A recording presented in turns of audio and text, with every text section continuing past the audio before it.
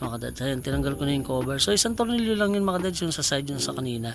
Then iangat mo lang siya dito at kailangan na natin ng super power ni Ate Lian. So shoutout pala kay Ate Liana sa pagtulong at pagbuhat natin dito sa ating system. Ayan. Then after nun mga kadads, ito ginagamitan ko lang siya ng ayan, long nose pliers or pang ipit, basta't matanggal lang natin yung clip.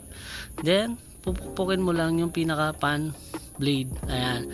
So unti-unti nang lalabas yan at isusunod na natin itong pinaka-cover ng condenser unit. Ayan. So meron siyang dalawang tornilyo, isa dito saka isa dito sa kabila mga kadads. After nun, pwede mo na siyang bunutin o hihilain mo na lang or itaob mo. Pwede na siya nun mga kadads. Ayan.